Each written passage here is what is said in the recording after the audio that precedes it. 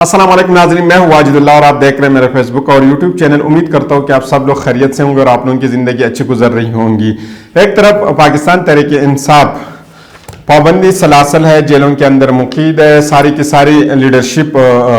Report है, लेकिन फिर भी वो पुरआज़म है और वो इलेक्शन को जीतने के लिए बहुत ज़्यादा पुरआज़म है। वो मैदान में जा चुके हैं। कल आप लोगों ने वर्चुअल जो इनका जलसा था उसमें देखा है कि वो किस तरीके से वो आगे उम्मीद है और किस तरह वो इलेक्शन में जाने के लिए तैयार है। वो कोशिश कर रहा है कि किस तरीके से वो इलेक्शन में जाए और वहाँ पे जीत के इमरान खान साहब को दोबारा वज़ीर-ए-आज़म बनाया जाए। कल आपने देखा होगा कि हमारे जितने भी दानश्वर है, जो बहुत ज़्यादा अपने आप को दानश्वर कहते हैं, वो सारे परेशान थे। परेशान भी नहीं थे बल्कि वो ये देखते रह गए कि आखिर ये कुछ क्या हुआ है और इनके साथ ये क्या कुछ हो रहा है कि पाकिस्तान तहरीक इंसाफ को अगर एक तरफ से बंद किया जाता है या एक तरफ से उनके ऊपर पाबंदी लगा दी जाती है तो वो एक नया तरीका निकाल के वो मैदान में उतरने के लिए तैयार है। इनके ऊपर जितना भी आप जुल्म करें उसके बावजूद उनके पास एक नया तरीका आ जाता है, वो मैदान में उतर जाते हैं। कल आपने देखा भी है कि पूरे पाकिस्तान नहीं बल्कि पूरी दुनिया तक इमरान खान साहब का पैगाम पहुंचा है। अगर इसको देखने के लिए हम कोशिश करें तो हम ये चेक कर लें कि पाकिस्तान में कितने लोगों के पास मोबाइल है। सिर्फ हमने फैमिलीज को नहीं देखने कि कितने खानदान के पास ये मोबाइल मौजूद है, लेकिन अगर हम ये चेक कर लें कि किन किन लोगों के पास ये मोबाइल मौजूद है, किन एज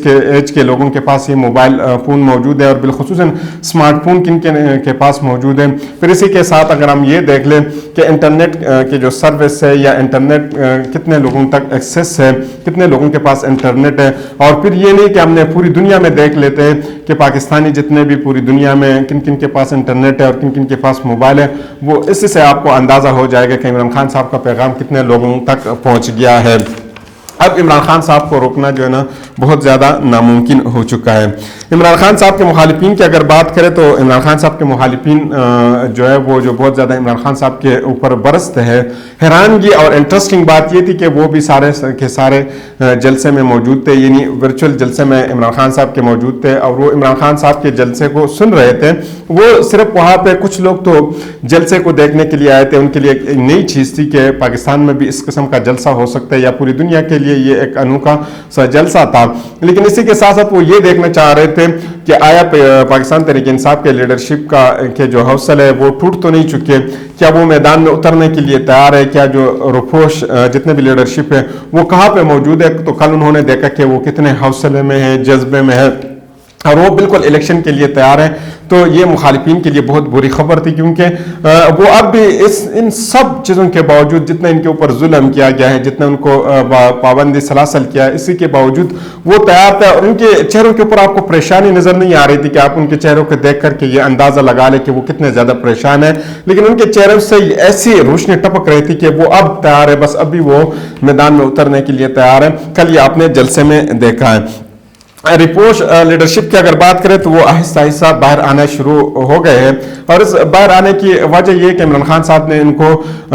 वाज़ेह पैगाम भेजा कि आप बाहर निकले। हम देखते हैं कि कितने लोगों को वो पाबंदी सलासल करते हैं, कितने लोगों को वो अंदर जेलों के अंदर डालते हैं, कितने लोगों के ऊपर वो पाबंदी लगाते हैं और कितने लोगों के ऊपर 3 MPOs के केसेस होते हैं, कितने लोगों को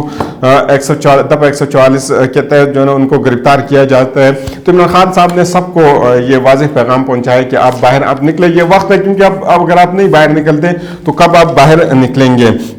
इसका अगर हम मुजाहिरा देखें तो एक मुजाहिरा तो हमने खैबर पख्तूनख्वा में काफ़ी ज़्यादा देखे थे कि काफ़ी ज़्यादा मुजाहिरे हो चुके थे, लेकिन हम देख रहे हैं कि मुसलसल ये मुजाहिरे हो रहे हैं। और हमने कल देखा भी था कि शोएब शाहीन साहब जब वहाँ पे गए थे तो उनको वापस भी कर दिया गया था, लेकिन फिर भी हम मुसलसल वो मुजाहिरे वहाँ पे हम देख रहे हैं। पंजाब की अगर बात करें तो एक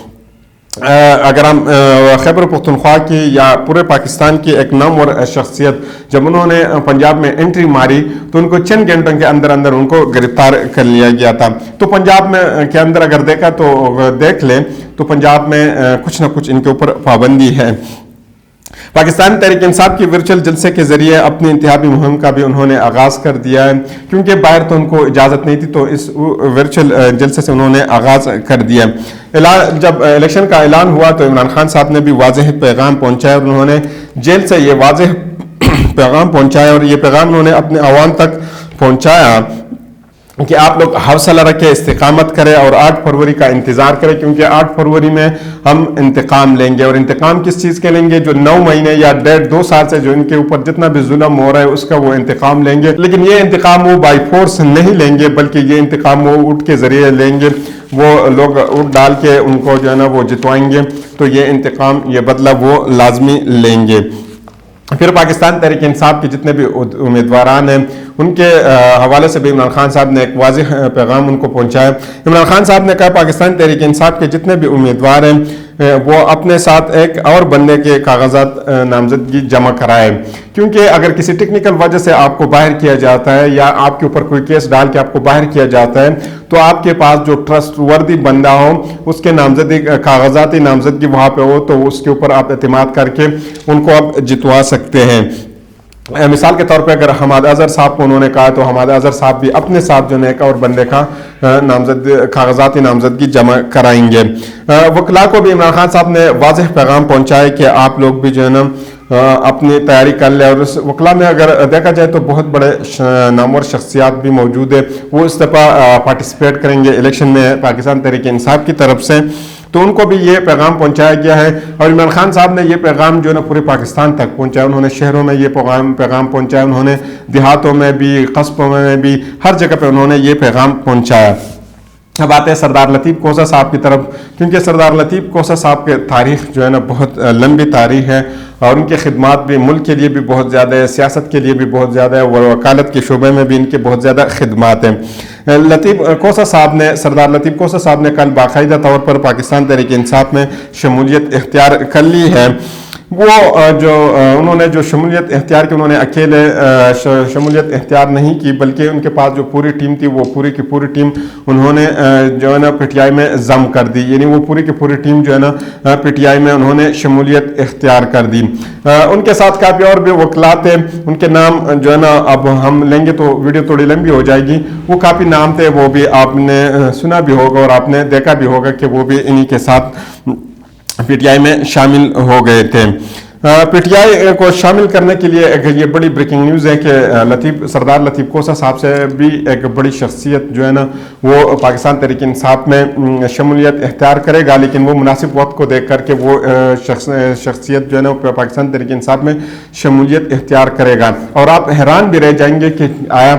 سردار لطیف کوسہ صاحب سے بھی بڑی شخصیت جو ہے نا وہ پاکستان تحریک انصاف کو اس وقت جو ہے نا وہ جوائن کر سکتے ہیں، تو اس کا بھی آپ کو انتظار کرنا پڑے گا۔ سردار لطیف کوسہ صاحب نے جب پاکستان تحریک انصاف میں شمولیت اختیار کی تو اس وقت انہوں نے گفتگو کی، انہوں نے کہا کہ میں پر امید ہوں نفرتوں کو ختم کریں گے، جو ہمارے آپس میں جو نفرتیں وکالت اور سیاست عبادت سمجھ کر کے میں نے کی ہے، وفاداری اور تابعداری عوام اور ان کے ساتھ ہونی چاہیے۔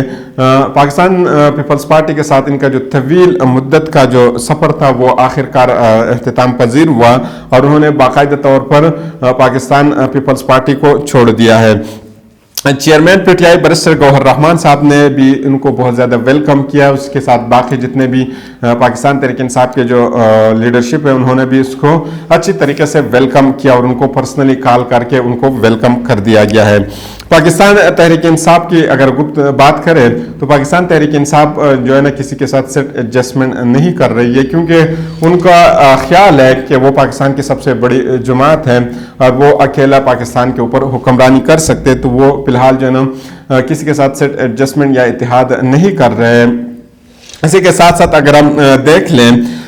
پاکستان تحریک انصاف کے لیے بہت زیادہ رکاوٹ ہے، ایف آئی اے کی طرف سے، نیب کی طرف سے، کافی عدالتوں کی چکریں ان کو لگانی پڑے گی، لیکن اسی کے باوجود بھی وہ پر امید ہے، پرعزم ہے کہ وہ پھر بھی الیکشن جیت جائیں گے۔ عمران خان صاحب کو دسمبر میں نہ ہو تو 15 جنوری تک لازمی کسی نہ کسی کیس میں جو ان کو پھنسایا جائے گا اور ان کو باہر آنے کی بالکل اجازت نہیں ہوں گی اور وہ جیل میں ہی رہیں گے، تو اس کے لیے انہوں نے جو متبادل راستہ چنا ہے وہ ورچوئل جلسے کا انتخاب انہوں نے کیا ہے کہ ورچوئل جلسے کے ذریعے جو ہے نا وہ اپنے پیغام عوام تک پہنچائیں گے۔ ناظرین، یہ ورچوئل جلسہ ایک ایسا جلسہ تھا یا ایک ایسا طریقہ تھا کہ نہ تو کسی کے اوپر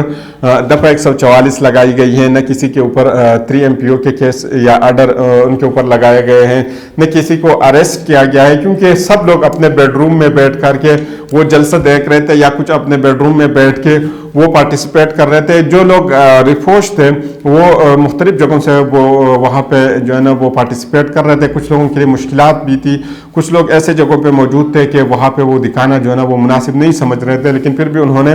وہاں سے پارٹیسپیٹ کی, کیونکہ عمران خان صاحب کا واضح پیغام تھا کہ آپ لوگ جو ہے نا باہر نکلے اور جہاں پہ آپ رپوش ہے اس سے نکل لیں, کیونکہ ہم دیکھ لیتے ہیں کہ کتنے لوگوں کو یہ پابندی سلاسل کرتے ہیں اور کتنے لوگوں کو وہ جیل میں ڈالتے ہیں. پھر عمران خان صاحب کے مخالفین کی اگر بات کریں تو وہ ایک دوسرے کے ساتھ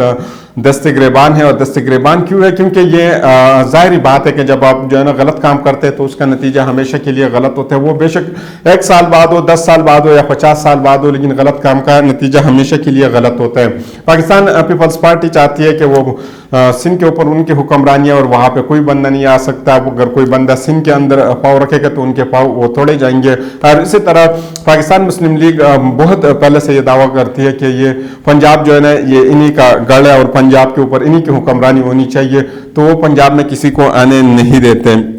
اور پنجاب میں وہ کسی کے ساتھ کچھ تھوڑے بہت وہ سیٹ ایڈجسٹمنٹ کر رہے ہیں, لیکن وہ باقی نہیں کر رہے. اور اسی کے ساتھ ساتھ جو ہے نا پاکستان مسلم لیگ کے لیے جو پنجاب کے اندر بہت بڑا مسئلہ ہے وہ استحکام پاکستان پارٹی کیا ہے, وہ بھی آنکھیں دکھا رہی ہے کہ پاکستان کہ ہم جو ہے نا پنجاب کے لیے تو ہم سب سے سوٹیبل ہیں, ہم پنجاب کے اوپر حکمرانی کریں گے, تو وہ بھی آنکھیں دکھا رہی ہے. کے پی میں اگر ہم بات کر لیں تو فیصل کنڈی صاحب نے جو ہے نا مولانا فضل الرحمان صاحب کو چیلنج کر دیا ہے کہ یہاں سے آپ کے لیے جیتنا ناممکن ہے. مولانا فضل الرحمان صاحب نے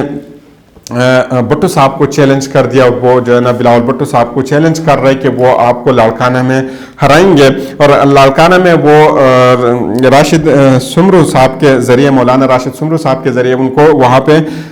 وہ جو ہے نا ان کو ہرائیں گے, اور انہوں نے ان کو تیار کر لیا ہے. تو بلاول بٹو صاحب مولانا صاحب کو کہتے ہیں کہ آپ جو ہے نا مہربانی کر کے یہاں سے آپ جو ہے نا ہٹے, لیکن مولانا صاحب ان کو کہتے ہیں کہ آپ جو ہے نا وہاں پہ جو ہے نا ہمیں جتوا دے, ہم آپ کو خیبر پختونخوا میں جتوا دے. آپ فیصل کنڈی صاحب کو کہہ دیجیے گا کہ آپ خاموش رہے, تو ہم جو ہے نا وہاں آپ کے لیے تیار ہیں. ہم آپ کو جو ہے نا میں وہاں پہ